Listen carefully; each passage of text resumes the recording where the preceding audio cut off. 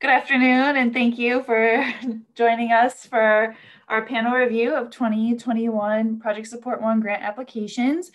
I'd like to take a second just now for panelists to introduce themselves. I've dropped the list in the chat box. If you could just go in order and share your name, pronouns, current location, and current work role.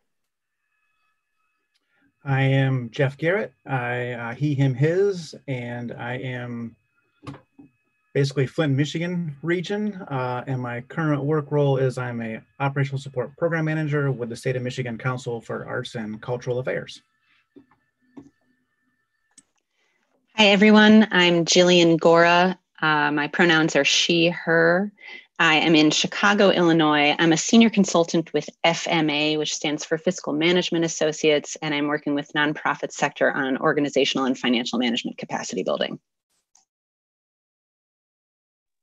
Good afternoon, everyone. My name is Rashard Allen. My pronouns are he, him, his. I am in Indianapolis, Indiana, and I am the Director of Grant Services at the Arts Council of Indianapolis. Good afternoon, everyone. I'm Jermaine Smith. My pronouns are he or they, either one is fine. I'm currently in Philadelphia, Pennsylvania, and I'm the Senior Manager of Mission Nurture and Community Life at Project Home. Thank you. And I'm Heather Johnson Banks, Program Manager at Cuyahoga Arts and Culture, here with my teammates. And again, thank you all for joining us today. Just a couple notes before we begin our review. The panel chair, which this afternoon will be me, will announce each applicant organization and present an overview of the application and project. The panel chair will then call upon the lead reader to provide an assessment of the application, budget, and support materials against CAC's funding criteria. Each application has been reviewed by 3 panelists and will have a different lead reader. The panel chair then will open up for discussion for the full panel deliberation by adding, supporting, or disputing comments about the application that were not presented by the lead reader. After the panel has presented all information on the application, the panel chair will ask panelists to submit their scores, which are then tabulated by CAC staff. We'll repeat this process for each application. After all applications have been reviewed and scored by the panel, the chair will adjourn the discussion and scoring portion of review. We have allotted 5 to 6 minutes for each application, with 1 minute at the beginning for the staff introduction. When 1 minute remains and with the allotted time, the background of the second chair will turn red. I also want to share ways that you can engage in the process. At the request of a panelist. If a panelist has a yes or no question for an applicant that is clarifying to the material submitted in the application, staff can provide this question to the applicant via email, and the representative from that organization will have an opportunity to provide a yes or no response via email. The response must be received prior to the conclusion of the panel's proceedings to be read into the record by the panel chair. This is not an opportunity to provide additional information, only to clarify what has been submitted in the application. If an applicant believes that a panelist has presented incorrect information regarding their application, they can complete an information correction form, which is available on our website and within the audience guide. A staff member will deliver the form to the panel chair to determine if the correction is objective in nature. If it is, the panel chair will read the correction to the panel for the public. After the panel chair adjourns, the discussion and scoring is complete, CAC will hold an informal session for public comment on the grant program and panel review process. Audience members can participate in the public comment session by submitting their comments online or by tweeting Cuyahoga Arts and Culture. The deadline to submit comments is at the conclusion of panel deliberation on Tuesday, October 6th, 2020. Application scores and panel comments are not discussed at this time. To our applicants, please do not address the panel in any manner during the deliberations, electronically or otherwise. Please don't reach out to panelists via email or phone to introduce yourself, organization, or present materials, exhibits, or information. Thank you for your cooperation in helping us to maintain a fair and objective process. Now let's get started with our first review.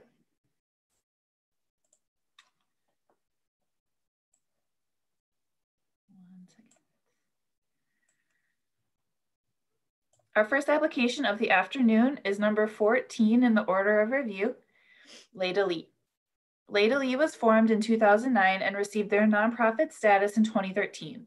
Their mission is to inspire, uplift, educate, and expand audiences for early music through world-class performances and free community programming, as well as through tours, recordings, and broadcasts. With a deep belief in the positive impact that music and the arts have on individuals and community, Délices engages modern audiences in the dramatic power and emotional resonance of music from the medieval to Baroque periods through the exploration of universal themes and ideas. They have requested $25,000 for their Early Music in the Digital Age project, which will create 3 innovative virtual outreach series with the following themes: Salon Era, Music Meditations, and Early Music Explorations. The lead reader for this application is Jillian Gora. Thanks, Heather. So to start with, in public benefit, I rated Délices as exceptional here. The Early Music Outreach Program offers multiple paths of engagement for students and teachers and individuals, and just the idea of different ways to reach people in the 3-pronged program here is really thoughtful. I also really appreciated that they regularly and do plan to for this project work with teachers and librarians on their curriculum development. And even further points of access. So for instance, the music meditation piece is going to have a hotline for which people can call in if they don't have access and internet and other things to reach digital programming, so people can still make use of that service. I think that that shows thoughtful planning and offers meaningful connection. It's basically free with suggested donation, again, speaking to access, and this organization is building a history of audience growth, which means that there is meaningful connection that is occurring for them. In terms of artistic and cultural vibrancy, I also rated them as exceptional. I think this application speaks really loudly to the education, the enrichment, and the reflection opportunities that this program is going to offer the public, as well as the support it's going to offer teachers and librarians. There is high caliber artists performing or presenting music that's really often not only just not done at all, but really not something that is reaching the general public very frequently. So that's pretty cool.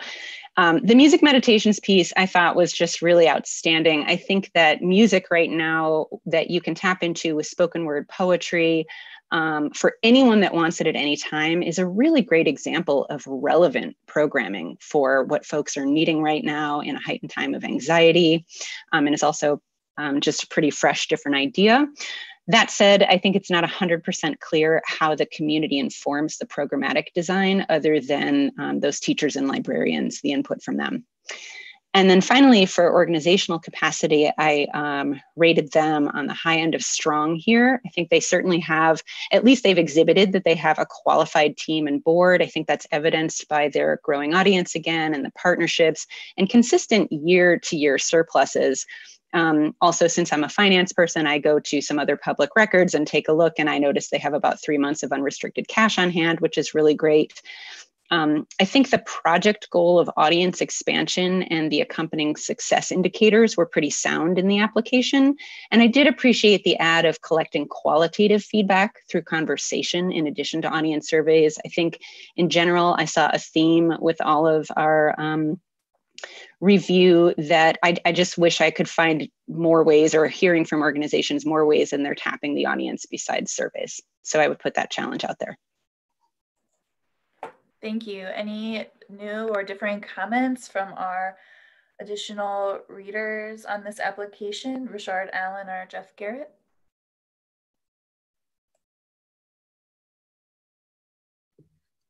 I would only additionally add to Jillian's comments, which I mostly agree with, that in the section of public benefit, I just wanted to recognize the organization for its intention to work with woman and minority-owned video production and lighting companies as we think about making financial investments in those businesses and helping them to grow their reach in the community. I think that's a significant benefit for those individuals. So I wanted to make sure that that was recognized for the record and applaud the organization for being intentional about that. Thank you. If there are no other comments, you can go ahead and submit your scores.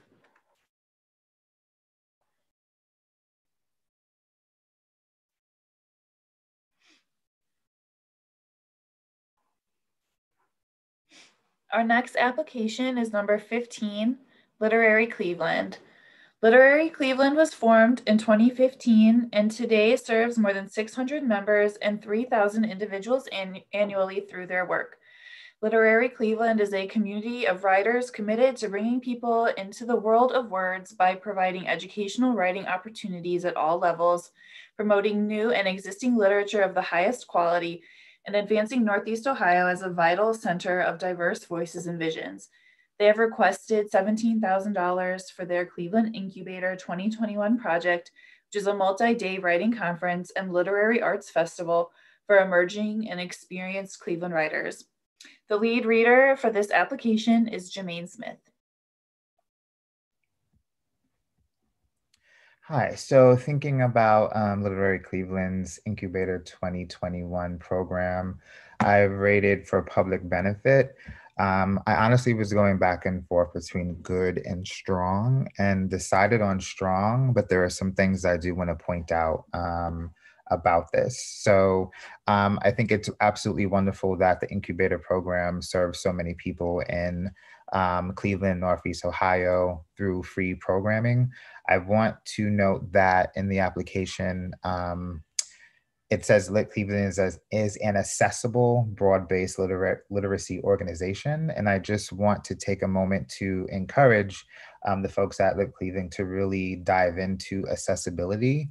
I love that programming is free, but free does not equal accessible across the board, especially in this time when we're doing virtual programming. What other means of accessibility are being utilized? So is there American Sign Language interpretation, different things of that sort as you are rolling out your workshops and things of that sort.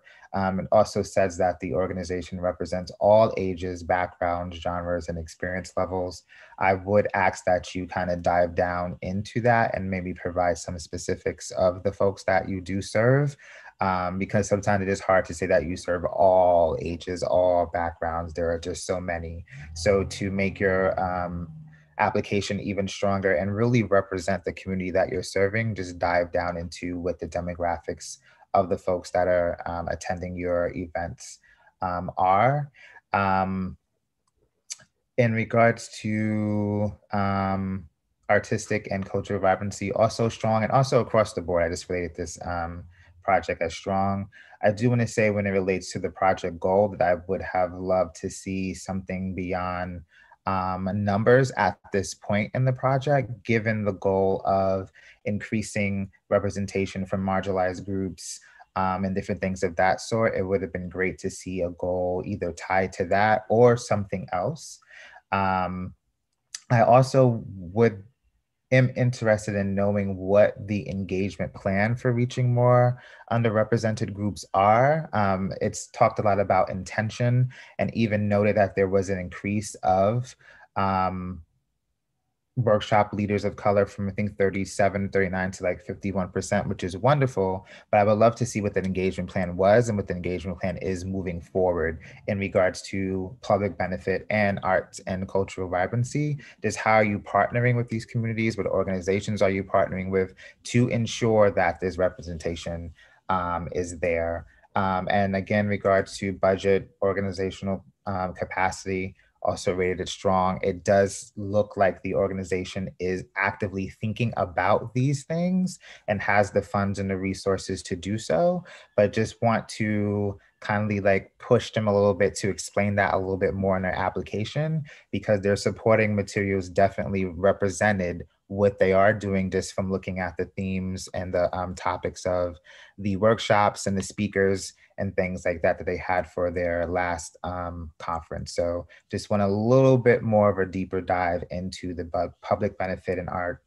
and cultural vibrancy sections here. Thank you. Any new supporting or additional differing comments from Jeff Garrett or Jillian Gora?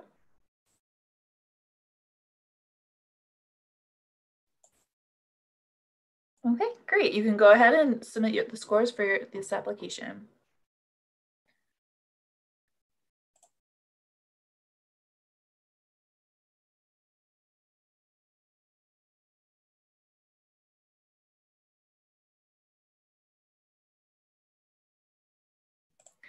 Our next application, number 16, is Local 4 Music Fund.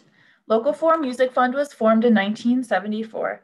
Their mission is to promote and foster the knowledge, appreciation, understanding, and enjoyment of live music performances in Cleveland and the surrounding regions. Local 4 Music Fund serves approximately 20,000 people of all ages and from all walks of life on an annual basis.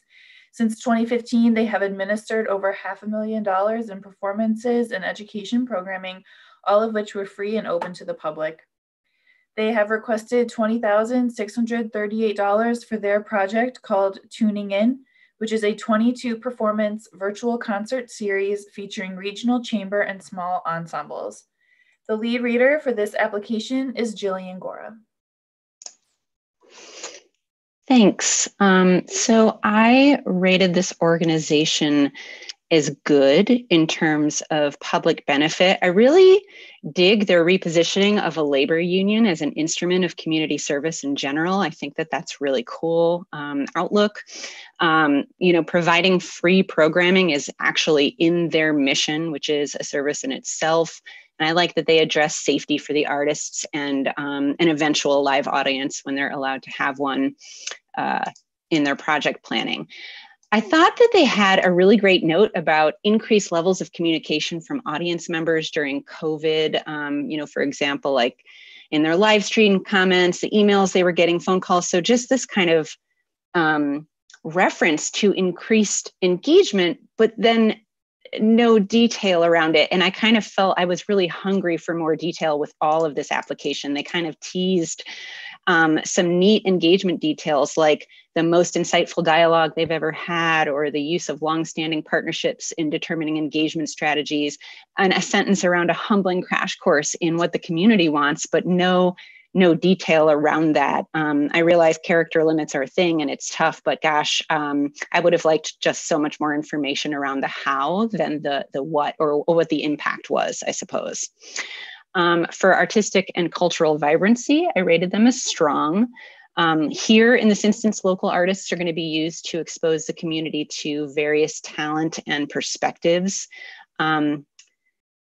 Their virtual delivery plans might expose new people to chamber and ensemble music, which is really neat. And again, here, I just wish I had a little bit more from them in terms of the community conversation and reflection potential that could come of this and how they'll use this work to evolve. And then in organizational capacity, I also rated them as strong. They have a specific goal to achieve a minimum of 1,000 individual engagements per live performance, and to measure the duration of engagement, which I also think is an interesting measurement or metric to take a look at. Slightly less specific, but good goal to gauge consistent audience feedback, circling back to how they spoke of that earlier in the application for an affirmation on their programming. They have a break-even project budget, and I will say this around any organization that has a project budget that balances, or any kind of budget that balances to zero. I'm always a little suspect of that. And wondering if enough work is being done in detail there, or really what are the outside influences that may mean that this particular project is going to come to exactly zero. I do think that this organization has pretty solid financials, and they're building a history of success, and that this project is scalable should contracts not come in or funding not come in.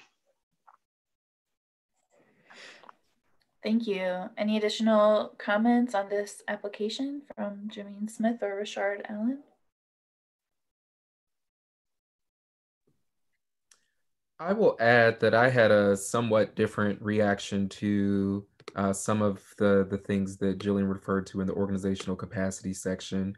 One of which was related to the revenue that was reported in the organization's SMU report, which doesn't list any earned income, which just, I don't know if perhaps there are membership dues that are included, and maybe that's what's a part of the other contributions line. But as I think about having a diverse income streams, that it's really important to find some area or opportunity to make some earned income, just as we think about sustainability. And then my other comment, which is, I suppose, more of a question, is that the organization's board of directors was mostly or all musicians, which, if it is following in line with the labor union model, that's probably appropriate and necessary given the organization's bylaws. But if that's not the case, I do think there's always a good opportunity to get some different perspective represented on the board, just given fundraising and opportunities to expand, and even having legal or marketing or more finance or something like that. But again, also recognize that if this organization is operating within that labor union model, that it may only be appropriate for them to have musicians on the board, and that would make perfect sense. But I did want to add those two thoughts as it relates to organizational capacity. Thank you.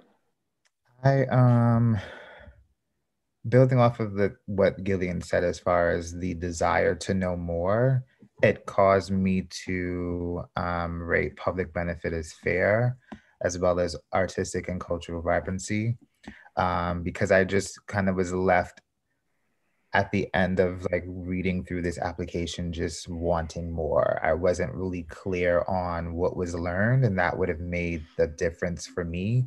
If you had these kind of groundbreaking moments, these humbling moments, I would have loved to see what those were and then how you were going to use that to better your programming. And I did not see that in this application, and so it made me rate it as fair. Thank you. If there are no other comments, we can go ahead and submit scores for this application.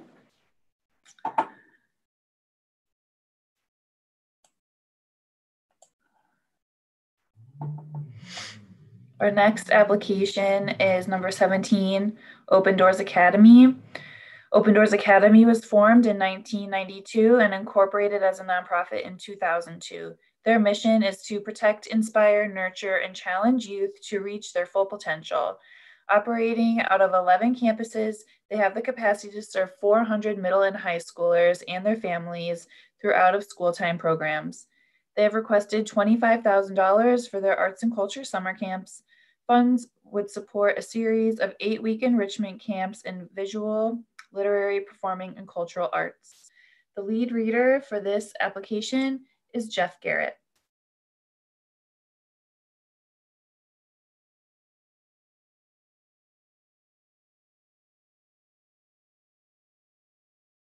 Jeff, you're muted. Sorry. Man, I made it through the first 4 without doing that. Great. Okay, that's the first time. Don't worry. There'll be 2 or 3 more times. Okay, so Open Doors Inc., serving both the student and the family, from what I gather from reading through the org history and some of the other entries. So there's a fee for the first participant, and then it kind of goes off after that down to an additional fee for each student with a cap at $125. I don't, correct me if I'm wrong, panel, but I'm not sure if I really saw anything about free for the participation, but for the events, yeah. So appreciated the demographic statistics and evident that the org is aware of whom it serves as well as who it could serve. The feedback informs the org's programming. It promotes the well-being of the student, scholar, and family. Although there was a statement about that some of the effect of most scholars lack resources and support systems to fully support academic needs. And so this could maybe be explained or detailed a little bit better or different. And that the summer programming complements their ongoing studies in school throughout the year. So the public benefit comes in at strong on that one. Artistic and cultural vibrancies come in again at strong, with students engaging in project-based experiential learning and skill building. The organization and programming are rooted in research and curriculum. I think it's grown through the years and grown to be quite large. Collaborations with arts and cultural professionals from Cleveland provide unique educational experiences in the arts for students. and they solicit requests for proposals from both staff and their community partners. Not specific, just says that, and promoting expression and diverse points of view in a safe and respectful environment. So again, that one was strong. And finally, organizational capacity. They're prepared to leverage additional funding and adjust programming if necessary. They have support from the food bank and community partners to assure their student success. They have great supporting material uploads. I like the fact that they labeled what I was looking at, so it wasn't just a bunch of pictures of kids doing stuff. So that's always important for applicants. And the project description states that they're prepared to pivot. They work with the community partners to develop their curriculum as well. The staff are trained and professional, and from what you can see, well qualified. I found the financials favorable, and overall, this was a well-written application and defined project. Org capacity came in at exceptional for myself, and I do feel that they're going to meet their goal of students increasing exposure to the arts and tapping their own creative potential and exploring areas of interest and discovering career paths in the arts. Thank you. Any additional comments from Jillian or Jermaine? Yeah, just two comments since you brought it up. There is a sentence that does say that they do offer scholarships to those who need it, although there's not really any detail there provided around, data around how much scholarships are going out or what they're doing there. I do also want to point out that I thought it was really cool that they have an RFP process from staff and the community to come up with exactly what the camps will be. And it gives community partners an opportunity to think about like, okay, what can we do for kids? How can we bring what we do for the community as a PD experience for kids, which I thought was super cool. I will say I wrote this down around this application, but kind of felt this way in general for those, folks that are listening. Again, when you have an opportunity to just talk about how you're going to tap your audience to get feedback and use it, I just feel like I really want to know much more about what you're going to do with that information or how that information impacts your programming rather than just how you're listening. It's really more about what you're doing with the information you're taking. So I put that out there as well. Thank you. Seconding everything just said, and wanted to highlight that I also really love that there was an RFP for internal staff and community partners. That's just something I know that regardless of if you're working directly with a program or not, sometimes you would like to be involved. And I think that's an awesome way for folks to be able to do so. Thank you. If there are no other comments, you can go ahead and submit scores for this application.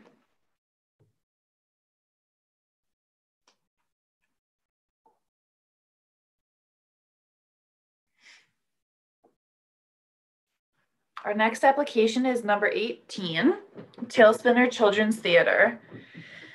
Talespinner was formed in 2012. The Cleveland-based company develops imaginative, original, interactive, professional works for children that also stimulate growth in its artists.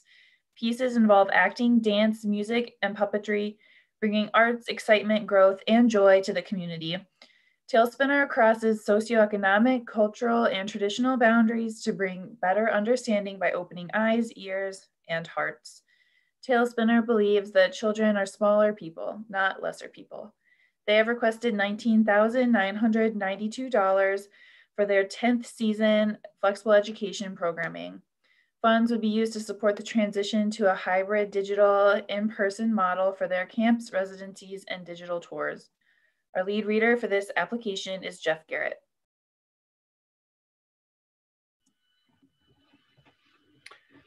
So Talespinner Children's Theater, serving students through a sliding fee structure. I applaud their commitment to inclusion on stage as well as in the audience. The diverse community and org shares facilities with another organization. And so for public benefit, that came in as strong for myself. Artistic and cultural vibrancy. A teaching theater offers teaching assistantships. Paying teachers is one of the two main considerations. Yay. As well as second, that their belief that art has value and treated as such. And so even their free programmings also get programming and marketing underwritten. The scholarships and sliding fee, I guess you could consider that access, and they actively seek persons of color for their TAs or teaching assistants programs that they put together, sometimes 1 or 2 per camp. They programming partnerships with local orgs and institutions. Those are always great. And I just like the quote that states that they're not just a children's theater, but a family theater. So that artistic cultural vibrancy comes in at exceptional. Organizational capacity, again, is exceptional with a bit of a loss in 2019, but that may be due to administration transitions and differing reporting methods. So anyone who's had the joy and pleasure of working with SMU Data Arts Funder report that someone else has worked on will tell you that it's easy to make percentage changes go up or down in 1 year just because you enter something different than someone else. So no harm, no foul there. They're seeking support for their hybrid programming, utilizing survey data from participants as well as educational administration to inform and influence their programming. Their 2021 survey from schools and families will drive upcoming programming. The org seems to be adaptive, already pivoting. Goal to retain majority of outreach seems plausible pre-COVID, I guess. So they're hoping to keep their numbers the same with a slight, they expect some down, but still gonna go forward. And they have a professional, well-qualified staff. I appreciate the quote from the educator at the end of the application. And I'm confident that they will produce a digital tour that they can live stream in the classrooms and homes, depending upon the situation. So I think their goal is easily achievable. That's it. Thank you, Jeff. Any additional comments from Jillian or Richard? I'll jump in and add some things in, I think, each of the categories. Related to public benefit, I wanted to acknowledge that I appreciate the applicant responding directly to the teacher's desire to have a menu of options, given the flexibility they need with reopening to be able to have in-person or virtual programming. I do wish the applicant would have shared a bit more about how the sliding scale fee will be implemented, what the parameters are around, who gets the lower end of that, and if the lower end of that is free. And then additionally, what additional implications there are with virtual programming and how that impacts cost. Because I would imagine while there's still time on the part of the teaching artist, that it certainly differs in space and other things that might be cost associated with the program. I do appreciate that the applicant was specific about the demographics of the students that they're serving, which I wish was in a lot of other applications to give us greater context when they say words like diversity or reaching all, as Jermaine alluded to earlier in another application. I do wish that the applicant related to artistic and cultural vibrancy just provide a little bit more context about the types of programs that they're bringing to classrooms. It seemed like they mentioned them in passing most times, like for instance, the Bali puppets and stuff. And so I just wish there was just a little bit more specificity about like what the content of these programs are that are reaching students.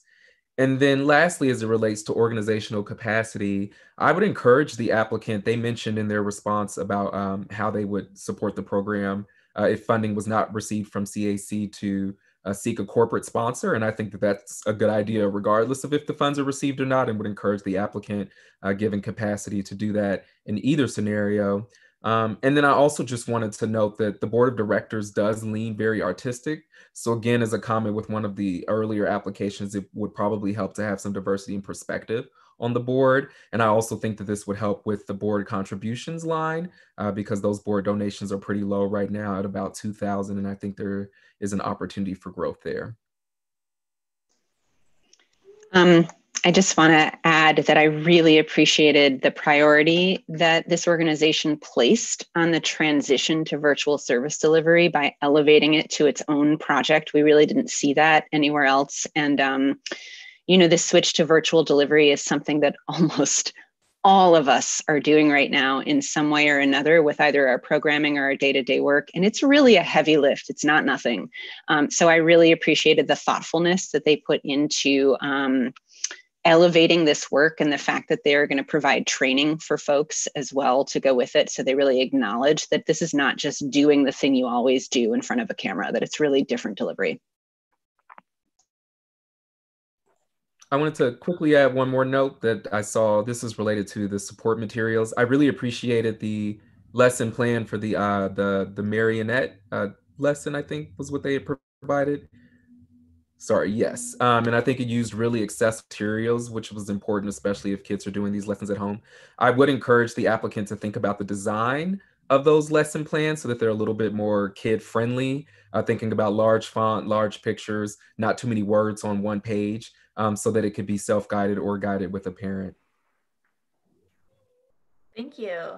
If there are no other comments, please submit your applications. Or I'm sorry, your scores. You know what I mean. I'm also realizing that with this sweater, I blend into the red background and it looks like my head is just floating. I kind of really enjoy the effect. So. Our next application is number 19, Tremont West Development Corporation, which was formed in 1979. Their mission is to serve Tremont by organizing an inclusive community, building a unified neighborhood, and promoting a unique destination. It accomplishes this by operating programs that can be divided into into broad categories of housing, commercial economic development, fundraising, marketing, and community organizing. They're requesting $7,730 for their project called Arts in August. Arts in August is a 4-week series of free performances, including theater, dance, opera, music, and multicultural performances and education opportunities. The lead reader for this application is Richard Allen. Thank you, Heather. So this was a good/strong application for me, starting with public benefit. Given that this organization is a neighborhood membership model, the residents and workers in Tremont are essentially integrated into the development process of the programming, which to me, just speaks largely to the public benefit that is definitely heavily involved by individuals who make up that community. I do wish that the applicant would have provided a little bit more information about the accessibility of that membership. For instance, is there a cost? Can anyone be a member? And what are the responsibilities for being a member of the development corporation?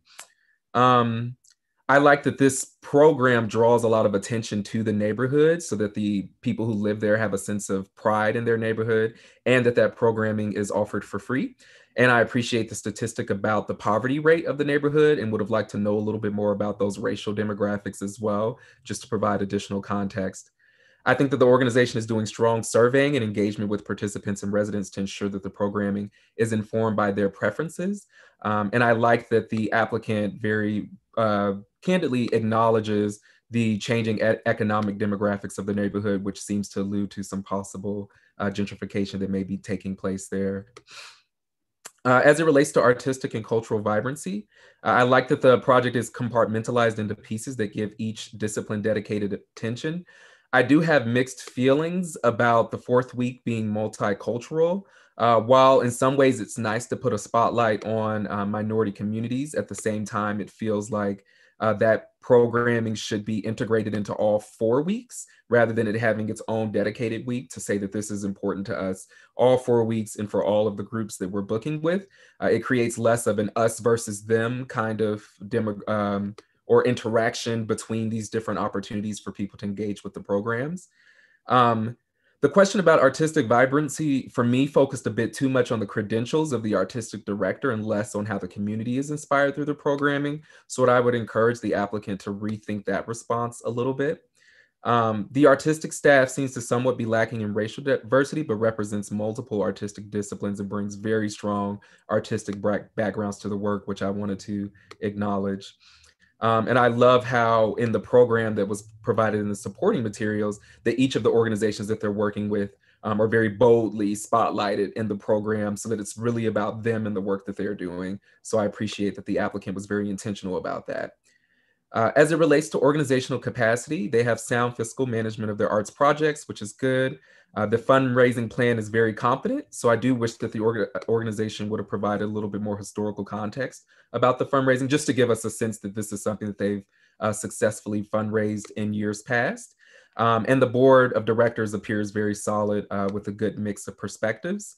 I will say that the goal that the organization determined is less of a goal and more of an outcome of simply implementing the project. So I would just, it's also a really low target. And so I would just encourage the applicant to be more targeted in identifying an area for growth or improvement and setting a measurable goal. Because if I recall, just to bring that up specifically, their goal was to present a wide variety of high quality, locally based artistic performances. And one, that's a very broad thing to attempt to measure, but also that's kind of what they were attempting to do with the project overall. Like that's implementing the project to present these opportunities. That's not really a goal. So I would just encourage them to be a little bit more aspirational there. And that concludes my review. Thank you. Any additional comments from Jillian or Jermaine?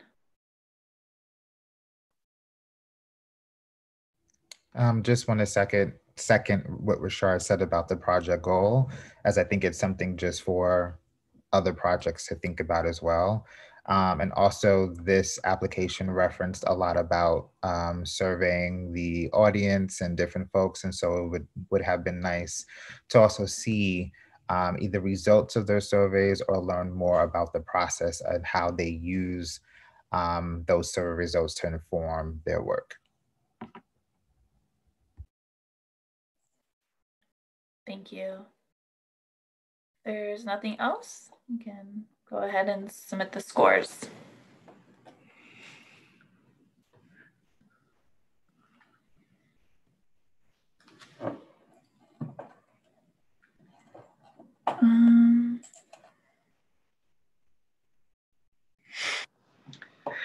After this application, we'll take a 15-minute break.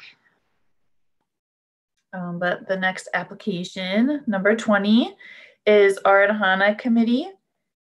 Aradhana Committee was formed in 1978 with a mission to advance Indian classical arts in North America. Their annual Tyagaraja Festival spans 12 days, features more than 100 performers, and is attended by over 8,000 people. Aradhana Committee is requesting $25,000 for their 2021 Cleveland Tyagaraja Festival. This will be the 43rd anniversary of the festival and features over 80 performances of South Indian classical music and dance. The lead reader for this application is Rashard Allen. Thank you, Heather. And I apologize in advance if I mispronounced the name of this organization at any point. I believe it was Aradhana.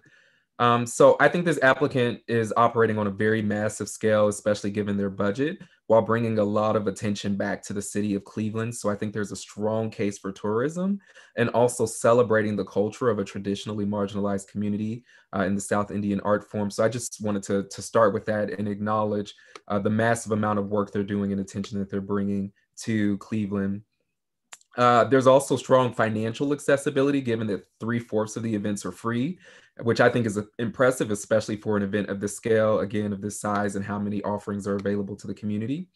And I think additionally, the public broadcast adds to that accessibility of the event as well. And I'm glad that the organization has included that as a part of reaching the public. I do wish that I would be interested to know more about how this event builds relationships with residents of Cuyahoga County. It seemed to focus a lot on the artists, and specifically some that they're international or national artists that they're bringing into the community. But I would have liked a little bit more about how they're engaging with those that exist, those assets that are currently within the community. I'm also curious to know if the selection of mostly corporate and historically white sites for the location of the public event is due to the growth of the event and concerns regarding capacity. Just because it didn't seem like there were a lot of community-based organizations where the events were taking place. So I was just wondering if that has to do with size, like needing a space that can accommodate a large crowd, which I would completely understand.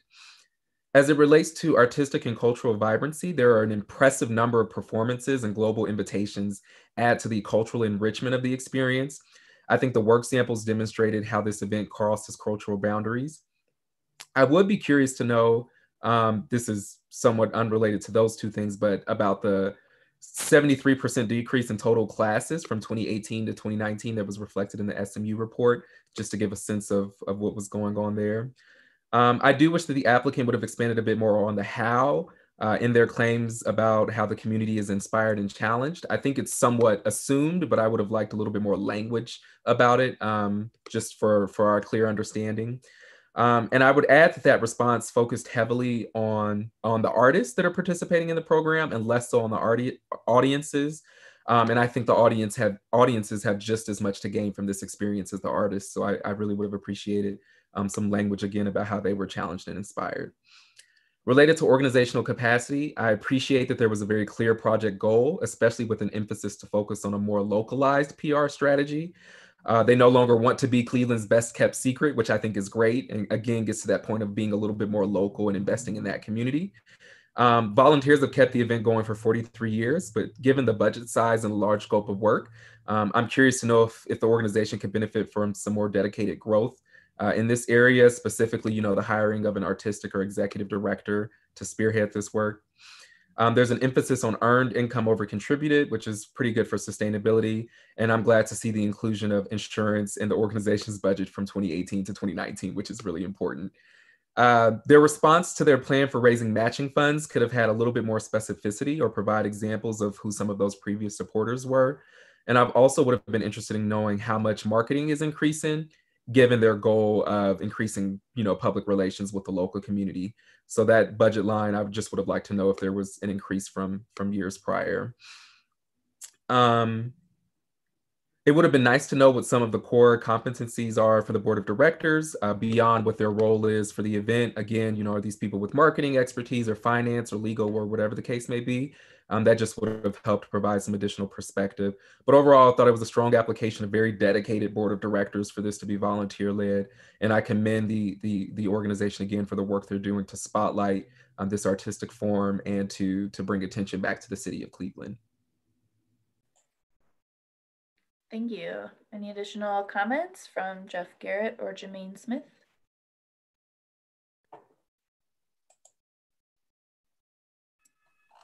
Just applaud them on a lot of volunteers to do a lot of work.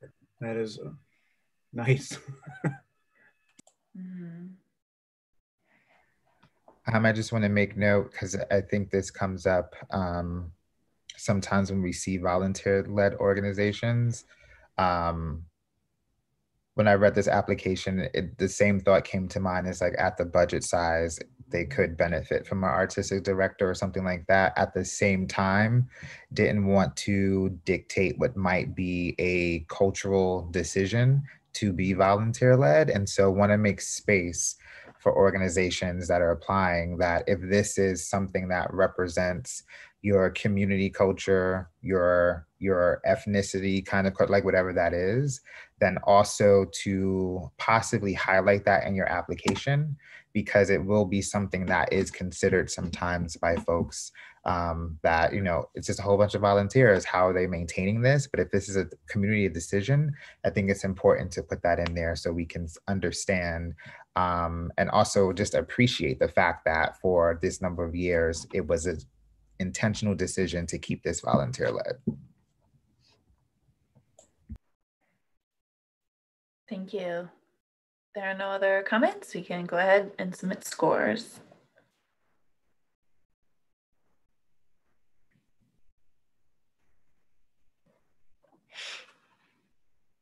As I mentioned, we'll go ahead and take a 15-minute break here, and we'll come back with application 21, Baldwin Wallace University. Please stop your video if you plan to leave your computer and mute yourself.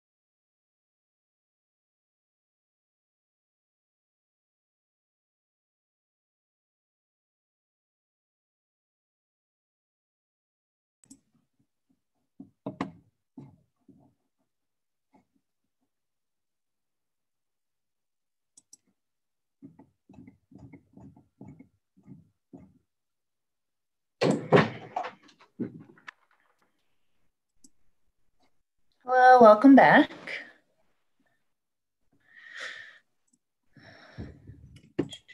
Okay.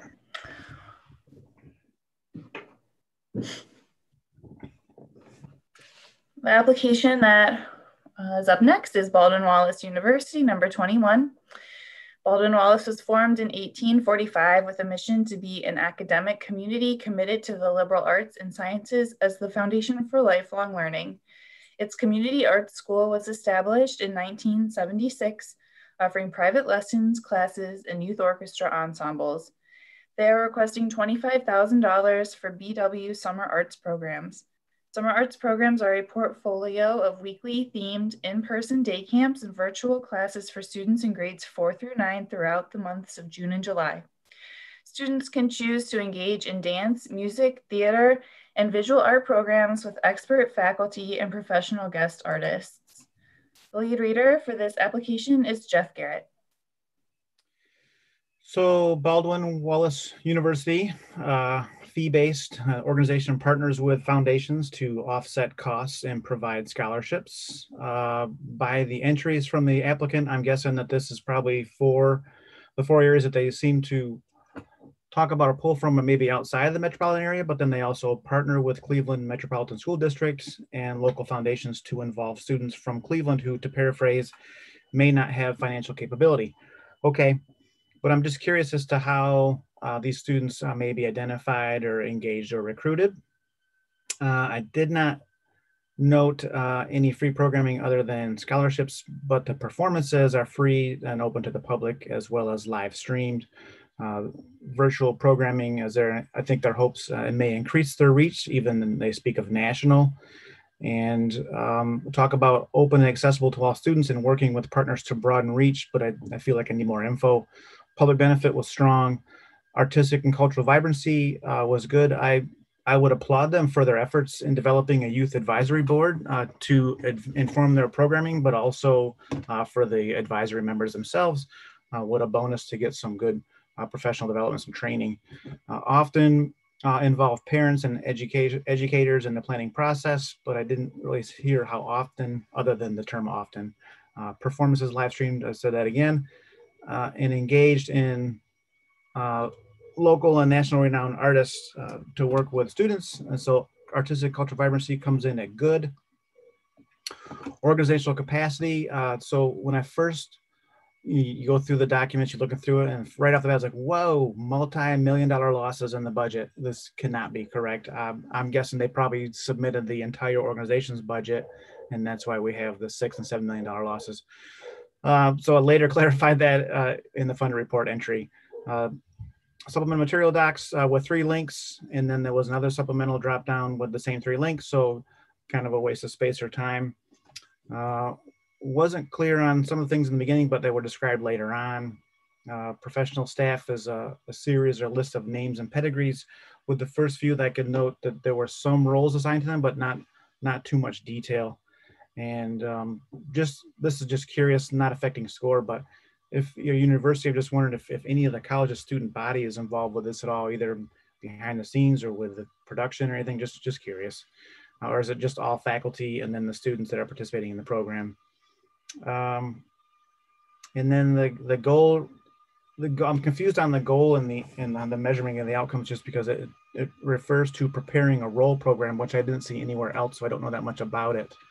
And so organizational capacity is strong for myself, and that's about it from me. Thank you, Jeff. Any additional comments from Jillian or Jermaine? Yeah, I would echo Jeff's comments there that the goal seemed pretty disconnected from this granting program and from the application in general. I also applaud the creation of a youth advisory board. I think that that's neat. I think, something to kind of keep in mind with this program in terms of public benefit is that there is definitely a level of facility and professionalism that's being afforded to the participants here at Baldwin Wallace University that is interesting, where kids can actually come and study in a very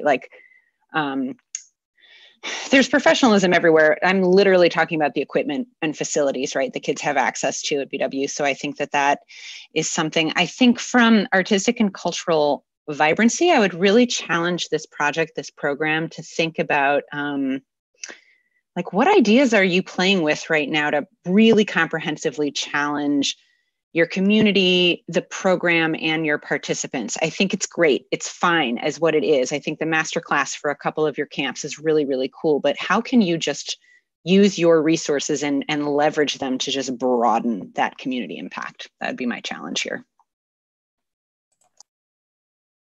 Thank you. Jermaine, any additional comments? No, actually, I think everything I want to say has been said, so. Great. Well, then we can go ahead and submit scores for this application.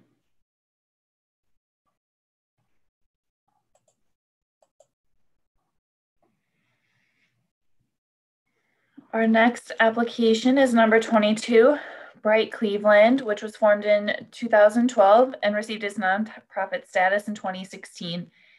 Its mission is to provide a holistic festival merging Cleveland's vibrant music and art culture. Brite marries bonfires, art, music, and more to build community and public spaces while helping embrace Cleveland's cold winter months. They are requesting $25,000 for Brite Winter 2021, creating joy through music and art together or apart. At its core, the festival is a free, curated art and music showcase, gathering hundreds of the best and brightest artists from across the Midwest to perform in an exciting, non-traditional setting across 4 or more stages and venues in an underactivated Cleveland neighborhood. The lead reader for this application is Jermaine Smith. Brite Cleveland or Brite Winter is such a interesting project to me. I really do love the fact that they have looked at the winter months of Cleveland, which is a time where folks would want to get away and be inside and, you know, kind of isolate, and use it as a means to bring community together.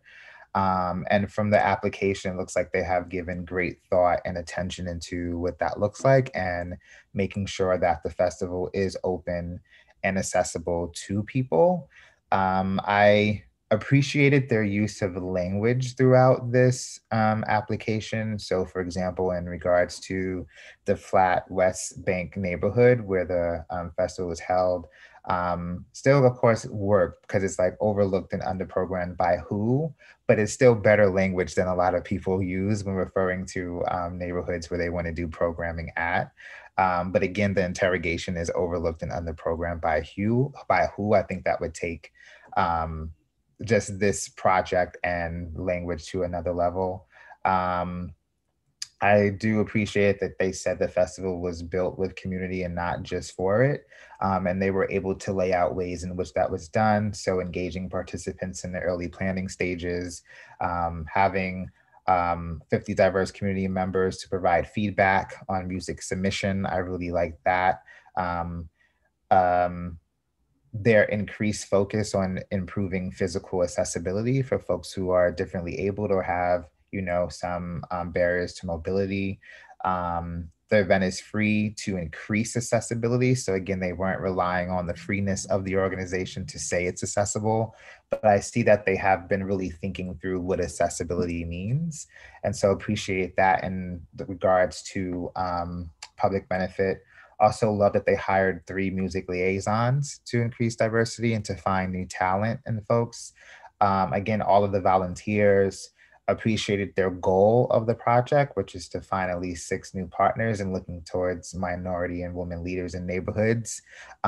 New to them, appreciated that as something, because again, it's not a new neighborhood, it's new to them. So again, it just seems like a project and a group of folks who are really interrogating all of these issues in regards to accessibility and power and privilege and all the things. And so I rated public benefit as exceptional, did so with artistic and cultural vibrancy, again, just due to their the ways in which they're engaging different members of the community and have these different groups of folks helping to curate the festival, I think is great. And then for organizational capacity, also rated that exceptional. Just due again to the fact that they have so many folks really thinking these things through. And finances, looking through finances, things seem to be fine there. And so again, just rated it exceptional across the board. Thank you. Any additional comments from Richard Allen or Jeff Garrett?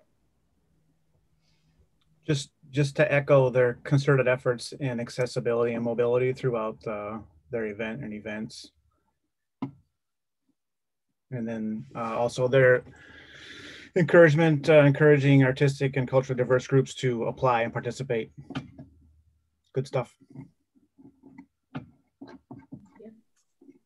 I would only add and applaud the organization specifically for the stats that they provided throughout the application related to, 60% of the bands were new. They talked about the age, the number of hours spent at the festival, the 60% of festival attendees donating, even though, again, this is free, so they're donating, as pay what you want, essentially. So I just appreciated that the applicant provided all of that additional perspective to let us know, to somewhat have some hard figures for what engagement looks like for the attendees to the program.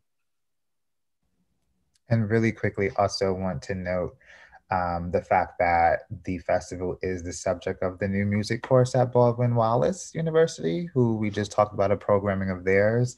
So it would be interesting to see how learnings from that course can actually be used towards Baldwin Wallace's own programming in regards to the conversation we just had about that project. Thank you. If there are no additional comments, then we can go ahead and submit scores for this application.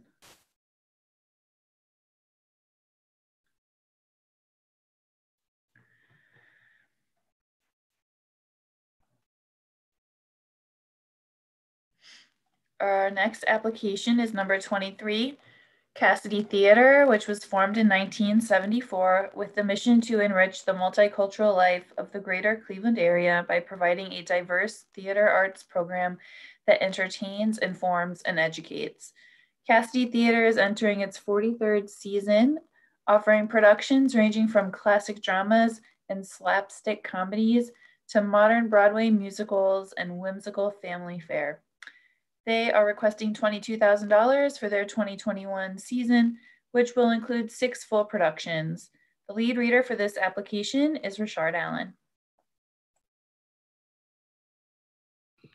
Thank you. Sorry, my computer was doing things right as you called my name. So the Cassidy Theatre. So starting with public benefit. So I noted that it was just interesting that this request was for a full season of programming, which doesn't necessarily feel like a project, but nonetheless, that didn't, impact the way that I evaluated the application. I just wanted to note that for the record. I think it's interesting that the performers are volunteers rather than paid actors, given that they use a fee-based model with ticketing. But again, I also applaud community theaters for their space in the community and giving people who may not be pursuing careers necessarily in theater an opportunity to participate and have that fulfilling experience in addition to whatever other things that they may be doing in their day-to-day lives. And so sort of like a strength and an opportunity there as well. I would have liked to know a little bit more about the formality of the feedback process. The applicant mentioned that they get feedback from their attendees, but I wasn't immediately clear on what that mechanism looks like for gaining feedback from their audiences. And I also wish they would have shared a little bit more about the characteristics of the Parma Heights community, but I do appreciate that they shared related to their audiences that it leans a bit older because that provides context for us in understanding the goal that they provided, especially. They mentioned some great community engagement initiatives in areas that weren't the questions about public benefit. So I thought that was interesting because I was reading it and I was like, oh, like they do, they have student performers, they have benefit performances, all of these great things, but those weren't the things that were mentioned in the public benefit questions. So just a weird grantsmanship thing that I would encourage them to talk about that those really strong engagement pieces within that question, because I saw that and I was like, oh, like, you know, that's great work that they're doing and should be celebrated, again, in thinking about how they're investing in the community. As far as artistic and cultural vibrancy, I wanted to note their project with the Department of Developmental Disabilities for making a sensory-friendly performance, which is really important. I like that their performances emphasize the importance of local talent and investing in those individuals. And I like that they have a really dedicated board and staff and contracted artist staff to work on these projects. It's clear that they're committed to the work of this organization. I will say that the applicant often mentioned the diversity of the season offerings, but doesn't really expand on what kind of diversity they're referring to. The actual program selections also, in my opinion, didn't demonstrate an intense desire to inspire or challenge the audiences beyond the applicant's stated intention to, quote, challenge our community to keep looking forward. So I would maybe encourage them to perhaps in their program selection think about maybe resilience, or, you know, programs that are or theater productions that are focused on resilience or something like that, to kind of go with this idea of keeping people looking forward and celebrating the resiliency of a community. That maybe would have helped to convey that sense of a connection between the challenge and the actual programming that's being offered to the community. And then I just wanted to note that the samples for me were largely unhelpful in communicating artistic vibrancy. So I would encourage the applicant just to think about a little bit more how the samples contribute to the overall story of the application narrative. Related to organizational capacity, I thought the goal was appropriate, especially given the opportunity that the organization has and the audience demographic leaning a little bit older. And I thought the measurement mechanism was appropriate as well. I would also encourage the applicant to just think about retention, especially for virtual attendees. So not only how are we reaching them, but then how do we keep them on board for future seasons? I think the board size is appropriate with a good mix of expertise, but noticeably missing an arts-focused board member. So that might be something good to include within the board mix. Their strong earned revenue could see some growth and contributed, but also not surprised by the lack of contributed income, given that the organization is mostly volunteer-led. And then, again, this is another one, and I want to be sensitive to Jermaine's point earlier about, you know, cultural sensitivities and everything, but it does seem like this organization is another that could benefit from a formal artistic director in the planning, especially as we look at growth in the contributed income sections of the budget. And with that, I was just a little bit curious to know more about how involved the contracted director and choreographer are in the actual program selection process for the season, because it seemed a little bit unclear about who's sort of setting the overall artistic vision for the organization over the course of a season. So that concludes my evaluation. Thank you. Any additional comments from Jillian or Jeff? Just two quick things. One, at the end, I kind of got the sense that there's, in some sense, there's not too much concrete at the moment, including production staff, just due to the situation that everyone's in right now. So there's still some stuff in the air, but I'm still confident that they're going to do great stuff. And then just wanted to do a big thumbs up for a sensory-friendly performance. Yay! Yeah, I'll just add, I will say, you know, Richard mentioned right away their positioning of their season as the project. And while I think that's different, something I didn't talk about in my history is that I was the managing director of a theater company for over a decade here in Chicago. And I kind of like that jumped out at me as something that was interesting and like, way to go for kind of doing that, because your season is actually a massive project and it's really difficult, I found in my experience, to get it underwritten. It's something people say a lot, like, get a sponsor to underwrite your season. It's really challenging. So I kind of appreciated that they did that. I also appreciated that they really seem to embrace their older audience and highlight that, where I also think in theater companies, you see a lot of folks positioning that as something they need to change, which they do. They mentioned that they want to go younger in their audience, but I also really just got some joy from the fact that they were like, yep, this is who we serve. And this is how, you know, those folks get access to our service. I think also kind of riffing off something Richard said about programming, I have a suspicion that there is a lot of joy that is provided to their audience by what I saw were I'm going to say really traditional titles. And I would just certainly encourage them to, kind of be thinking around lifting up voices and perspectives that are also just less frequently heard from in their programming, and would love to hear how they might want to do that. They touched on it in their project goal that was a desire, but didn't really go into it. Thank you. If there are no other comments, we can go ahead and submit scores for this application. And just a reminder, all of the applications being reviewed have been vetted by program managers to ensure that they meet our standards of a project and arts and culture. But certainly appreciate the positioning and questions the panelists are bringing up and highlighting. Our next application is number 24 in our order of review, the Chagrin Documentary Film Festival, also known as Fever Dreams Productions, which was founded in 2010. Its mission is to educate audiences, empower emerging filmmakers, and enhance the creative economy in Northeast Ohio. The 5-day juried festival is a celebration of the art of documentary film, showcasing approximately 90 regional, national, and international documentary films. In 2019, the festival drew more than 13,000 attendees and has consistently been included in Movie Maker magazine's list of top 50 film fests worth the entry fee. They have requested $25,000 for the 11th annual Chagrin Documentary Film Festival, and the lead reader for this application is Jeff Garrett.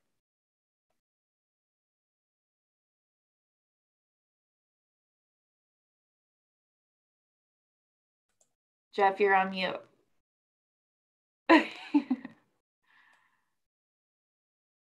Wayne, I just finished up too. I don't know if I can do that again. Alrighty. Thank you.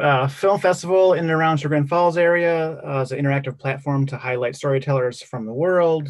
A tough time to be a film festival, dependent upon people getting together and sitting next to each other and viewing films.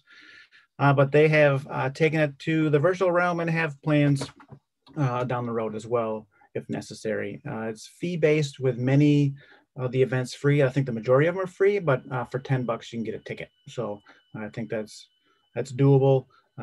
Application refers to 2020 films to be shown a few times. It talks about 2020 dates, and it talks about some other 2020 stuff. So I wasn't sure if this was last year's application that was recycled for this year, or it was just hit the 0 instead of the 1. So not, I'm not going to mark down on that, but I can say for public benefit, I still found it exceptional. There's an obvious economic impact on the community, and obviously a lot of support and buy-in from them as well through partnerships and just their willingness and excitement to host this event. The documentary format is relevant and can bring people together. So that was exceptional. Artistic and cultural vibrancy comes in at strong. Films from local as well as around the globe, like 36 countries. Continue to request feedback and input from those that are participating. Culturally and diverse subject matter highlighted by films could equate into enrichment. And films and stories can also provoke empathy from others. It's founded to give voice to filmmakers with films selected to generate interest and creative thinking. And so I was like, well, who does that? And then the next couple lines are selected by a 20-person committee who chooses these films. And then, and so the idea is just to connect audiences with diverse filmmakers as well as content. So again, that was strong. And finally, organizational capacity. CSC funds are for equipment. I was just curious if it was for rental or purchase. I guess it doesn't really matter either way, but I'm always just curious. Not for or against any score, doesn't hurt you. Left number 3, opportunity to further explain the project budget was blank. It's okay to put even one line in there, usually just something. And the same thing with the SMU Data Arts Funded Report entry was left blank too, there where you could add more stuff on there. There's always something to say. So, but again, not a plus or a minus on the score. Supporting material doc was for 3 links, and then the 3 links were optional elsewhere. So it was just they just double did it just to make sure that we were getting those links. 4 staff plus seasonal staff and 200 volunteers make this happen. Herding cats, good luck with that. And one of the top 50 film fests worth the ticket price, so that's a little feather in their cap, of course. I do feel confident and strongly that they're easily going to bring their connectivity to the audience virtually if they have to. That's their goal. That's it. Thank you. Any additional comments from Jillian or Jermaine? Yeah, Jeff, I'm with you that the committee, the appointed committee is great. The jurors are great for this. I would have liked just a sentence around like how that committee is appointed and how the jurors are selected, just to get a little more information there. And then I think that they had a really great goal to, I'm paraphrasing here, but create opportunities for the audience to further connect with the festival, maybe with each other in our new virtual world order. And I just was a little bit curious about how they would know, like, what is the measure that's going to tell you that you're ready to add an event? I think they wanted to do a minimum of so many events and they might over exceed that, but like, what is that choice point? How will you know to add events with your metrics? Thank you. Jermaine, anything to add here before we submit scores? I was thinking if I had anything to add. I think I went back and forth between rating public benefit good or strong. But after listening to my fellow panelists, I think I'm going to land on strong, just because, again, what the project is accomplishing in regards to making available all of these documentary films, which is in of itself like a genre of film that I think isn't necessarily highlighted a lot, specifically in film festivals and things of that sort. So. Thank you. We can go ahead and submit scores for this application, and we have 2 to go before we wrap up for the day.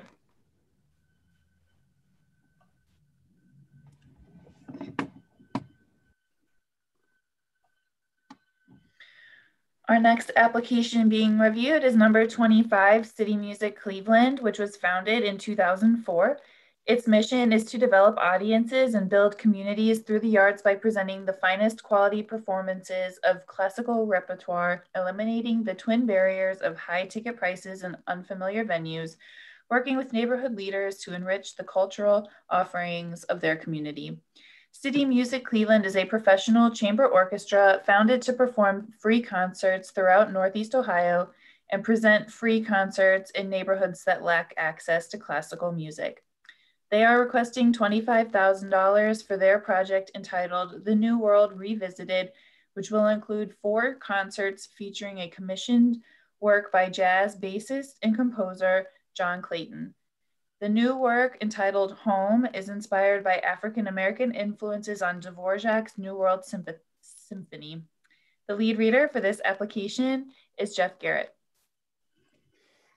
Okay, so not gonna lie, when I started out with CityMusic Cleveland, I go through the first couple entries and I'm reading through the documents and the drop downs and I'm thinking, oh, another organization that's gonna come in and tell people how to do stuff or what's great. And then luckily, don't panic, as I read through some of the later entries, I was like, oh no, okay, so there's some thoughtful and intentional work behind the project, but public benefit, founded to perform free concerts throughout Northeast Ohio. Audience are local to the community and, quote, members of the African American who we hope to increase engagement.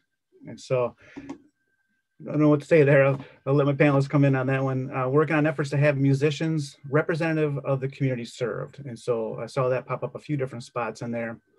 And they're responding to racial, ethnic, and cultural diversity in Cleveland and reflecting the stories of people of color through their concert series.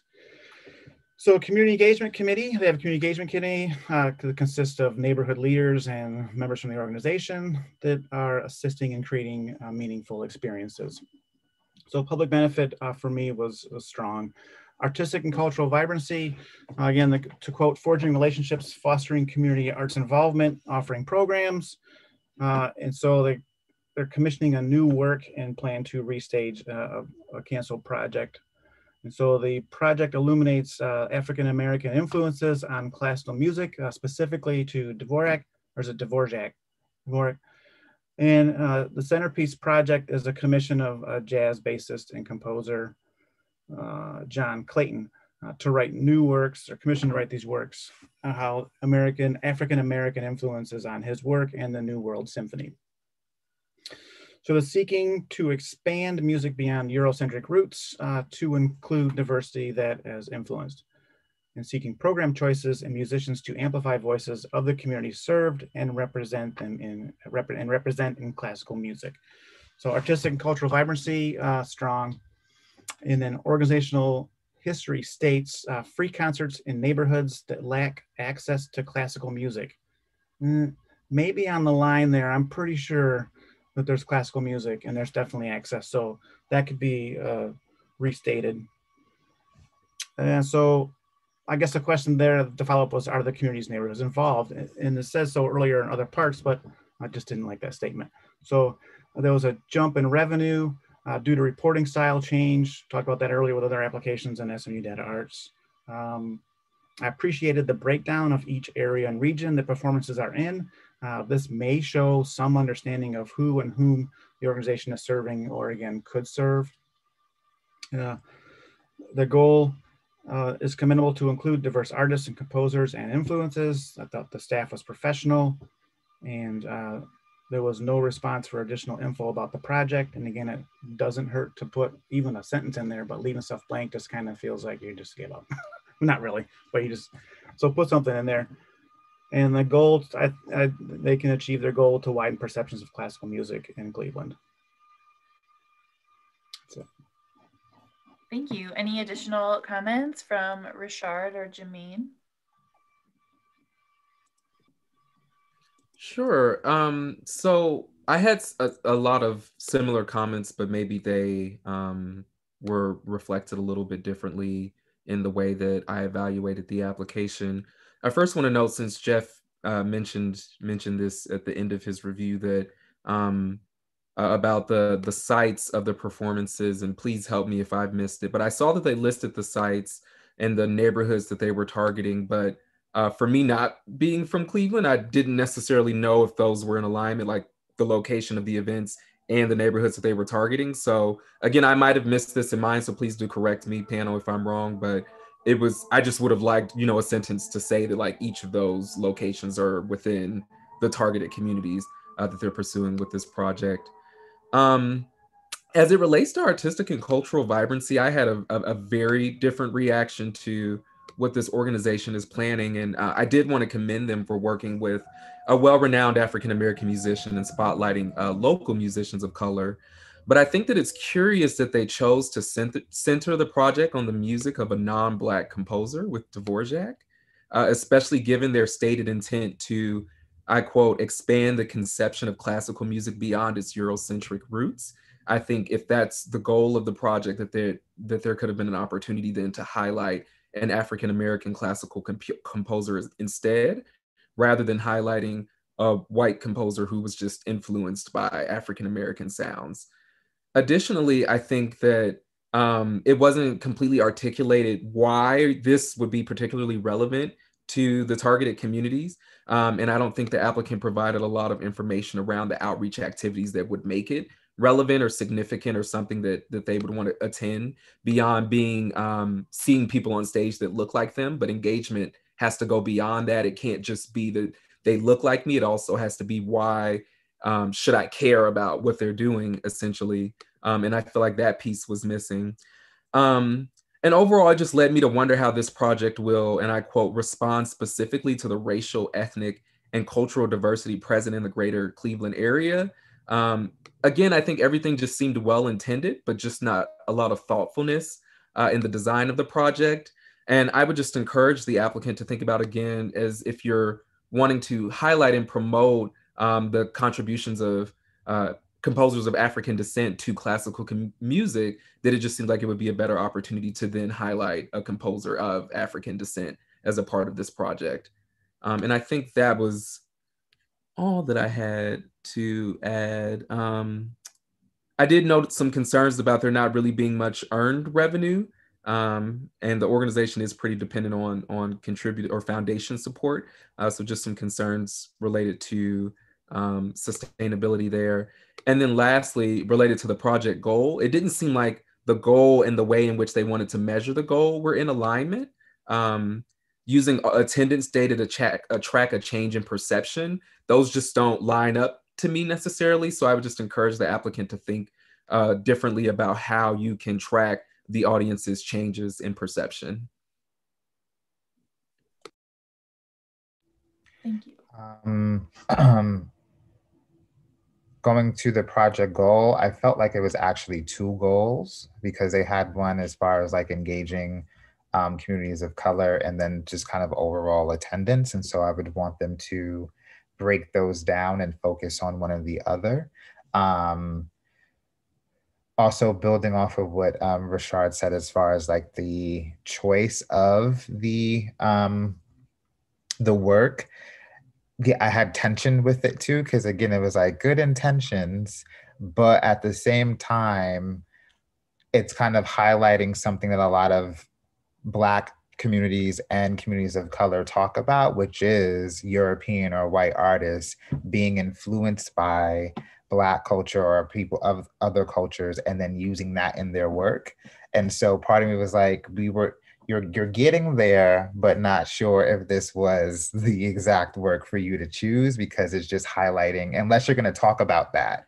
And I think that's what I was trying to read into a little bit in application, is like, is this where you're going? Is this what you really want to talk about? And you just didn't say it. If so, just say it, put it out there. Because again, for some folks reading that, it's just like, oh, it's the same thing, you know? And so, yeah, that was my comment for that. And Jermaine, to that point, there's even an opportunity, I think, as we think about how the project can challenge and inspire people to, if it is going to be centered around this work by Dvorak, to take that opportunity to talk about the history of appropriation in music and how we're taking elements of other cultures without properly acknowledging it. Then there's this dialogue that you can engage with the community, where you may not still necessarily be, you know, promoting it, my most ideal, personal ideal, which is to promote a composer of African descent, but at least you're creating this conversation around the development of music over time, and how cultures have, with or without permission, been co-opted and taken pieces and elements of their culture into their music or whatever other art forms that they're creating. And so should you receive funding from the Cuyahoga Arts and Culture, I would encourage you to think about how you can center some conversations around that with this project, because there's certainly an opportunity there. Thank you. If there are no additional comments, we can go ahead and submit scores for this application as we move to our last application for day one.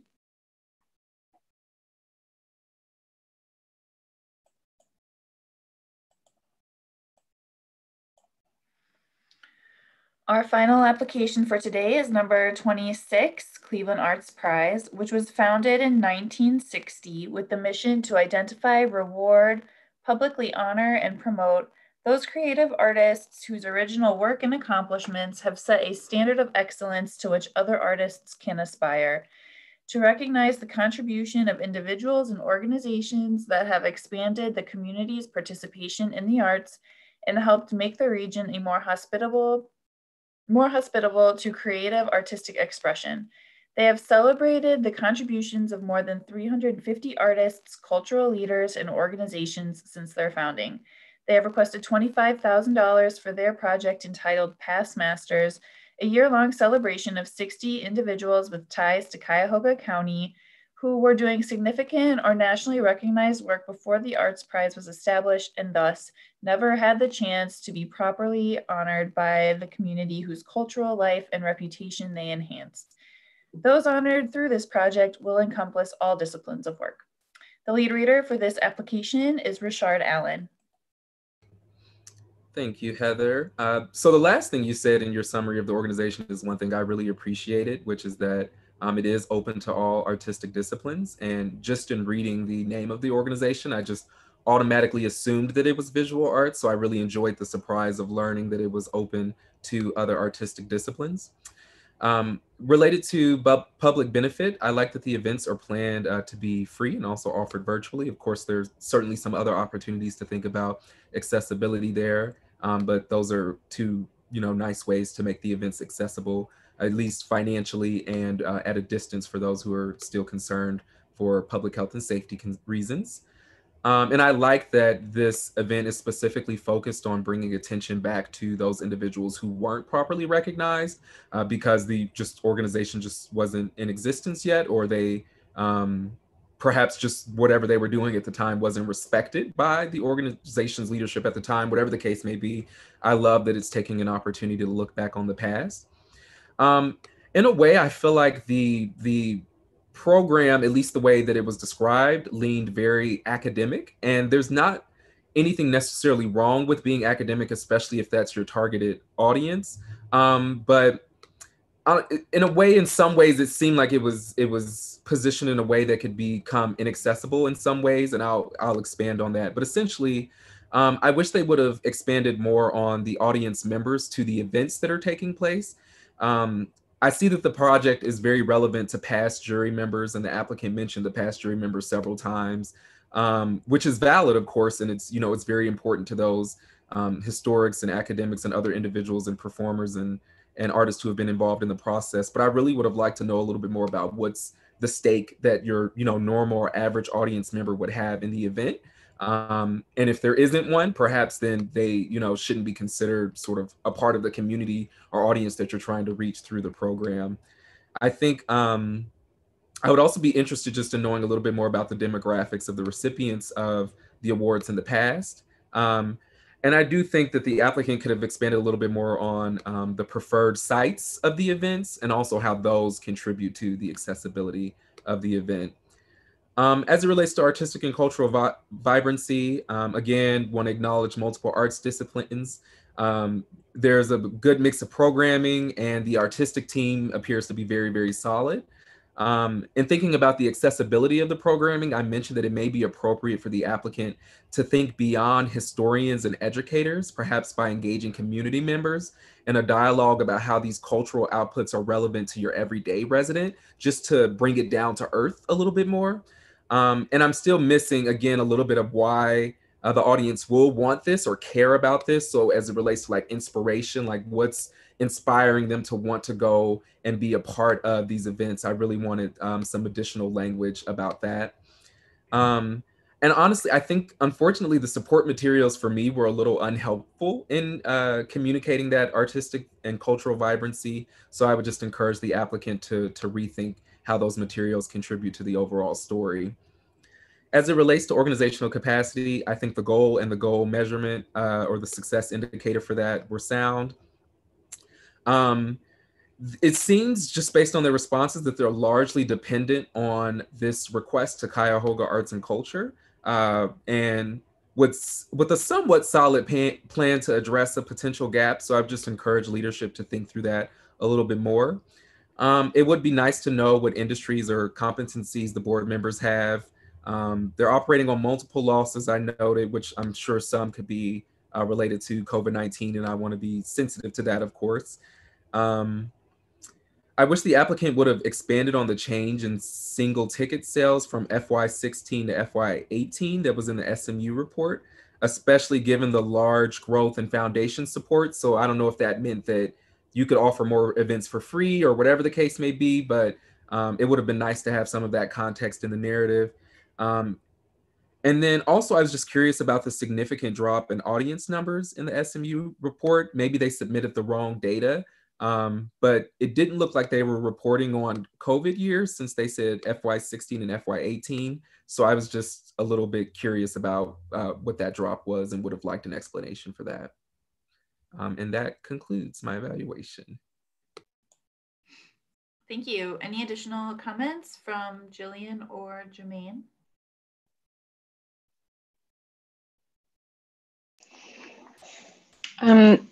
Yeah, I really agree with Richard's assessment. I think, from public benefit, I think that they were There are a lot of broad mentions of resident engagement and outreach, things like that. Like, for instance, like the areas and the people, you know, traditionally less engaged is who we're going to reach out to in direct mail. But I would have liked a little more specifics there. And would just really like to understand, how is the community being involved other than witnessing the Arts Prize? Like, obviously the Arts Prize is going to a member of the community, which is great. And like, the artistic community is in fact very important, but then the broader community, do they have a say in who receives the prize or how they're celebrated? So that was a question for me. For me, I thought about two venue choices, because they said that they examined the different venue choices of where they have their events. And so in thinking about this particular work, when you're talking about folks who have not been celebrated and you're talking about legacy, I'm just thinking, I think I would suggest to really think about the cultural institutions that they're partnering with. Are you partnering with kind of like your regular cultural institutions that are well known in the city? Or are you really doing work to find out what cultural institutions or pillars of the community, for example, are present in regard to the folks that you want to honor? Because that might do the work of really making this more relevant to community members. So if you're having something like this at a well-known museum, for example, that's already kind of inaccessible to most, it's not really going to, possibly not going to do much. But if you are able to find out where the people in certain communities gather, see, uphold, whatever that is, that might work better. And then also in thinking about this, I love the idea of the project, definitely, but I'm wondering like what else can be done? What is a larger conversation that you can have with this?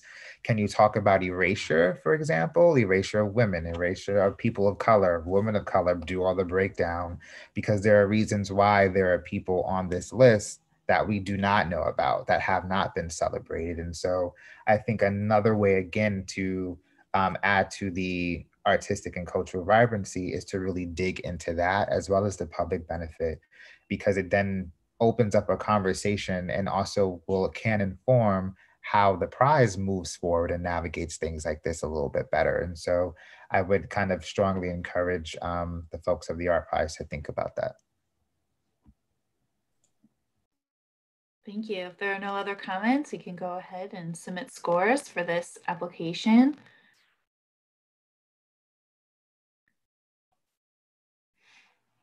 In the conclusion of this review, we'll close our panel for today, day one, and we reconvene tomorrow at 9:30.